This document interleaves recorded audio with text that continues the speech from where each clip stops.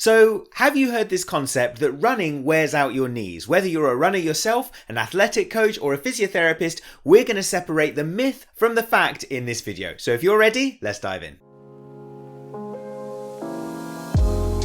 Hey guys, Khalid here. Welcome back to Clinical Physio. So this is a really common thought that we see amongst patients and clinicians that really demonizes running, suggesting that too much running will wear out your knee joint. Well, first of all, let's dive a little bit into the pathophysiology to get a better understanding of this, to talk about this subject. And that means diving in to our 3D anatomy model. So guys, the knee joint. Now, the main knee joint is made up of two particular bones, the femur, also known as the thigh bone, and the tibia, also known as the shin bone. And you can see that these two bones articulate with each other to create the main hinge joint of the knee. We know that there are lots of high compressive loads that run through these two bones and therefore that run through the knee joint. But as a result, the body has a beautiful structure called articular cartilage or hyaline cartilage, which lines each of the different surfaces, whether that be the femur or the tibia on top of the tibial plateau. We also have an extra thick layer of cartilage called the menisci. These are fibrocartilaginous rings that, as you can see, almost increase the depth of the joint and allow the femur to really sit in to the menisci, again, to act as an extra layer of shock absorption.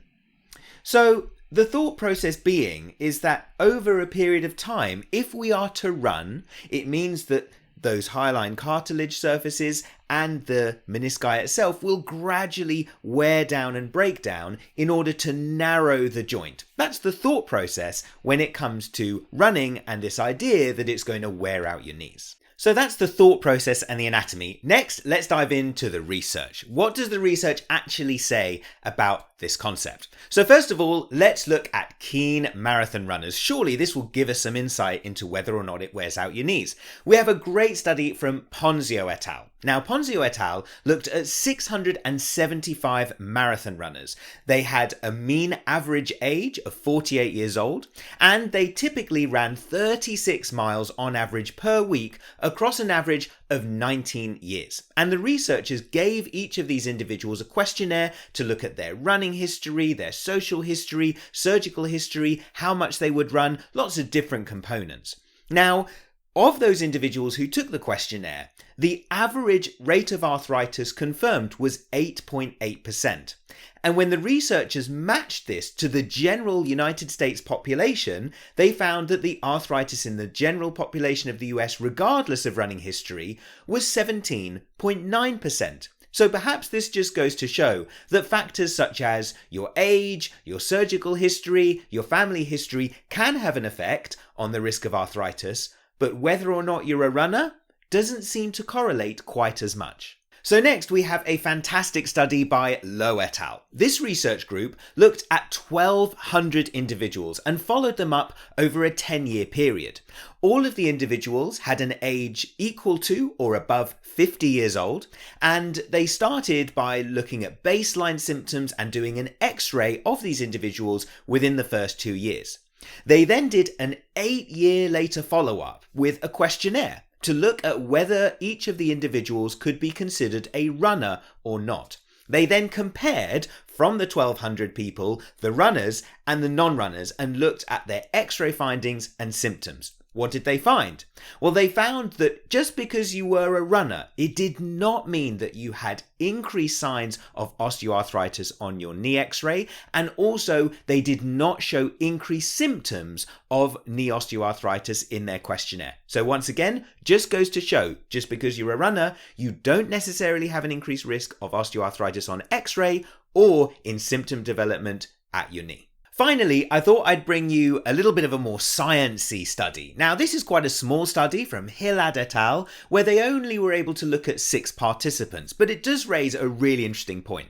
So, Hillad et al. Looked at these 6 individuals and took synovial fluid and serum samples from their body and analysed them to look to see if there was presence of pro-inflammatory or inflammation markers in their fluid, and also looked at the rate of cartilage turnover within those samples, looking at how quickly cartilage was being broken down, as we might expect with osteoarthritis or joint disease in general. What did they find? Well, they found that 30 minutes of running in these individuals was actually enough to lower the presence of those inflammatory markers within the blood, perhaps suggesting that running can be a good thing for osteoarthritis. So everyone, that's the research. Finally, what are my conclusions? How can we use this information to discuss with our patients and help our runners? Well, ultimately, the research shows that just because you run, it doesn't mean that it's going to wear your joints out. And as we saw in the anatomy, it isn't going to break down that cartilage in your knee.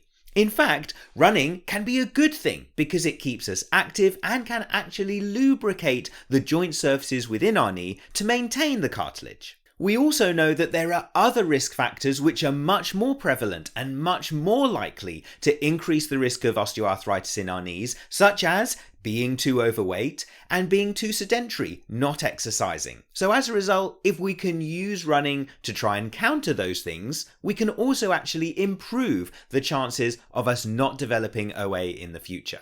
So this message is really key for runners because we don't want to induce fear in them or tell them that they are not allowed to run or they can never run again just because they hear the word osteoarthritis within their knee.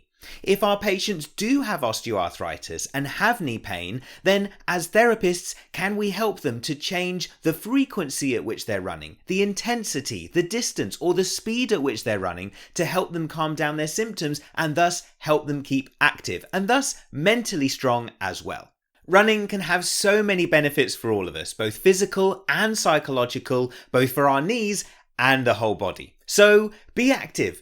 Be healthy, be smart about your running in relation to your knees, and keep on stepping. So guys, I really hope you enjoyed this one. If you have, please support us by smashing that like button and subscribe to our channel for all our best videos. Of course, we've got loads more on our Instagram account @ClinicalPhysio and on our website clinicalphysio.com.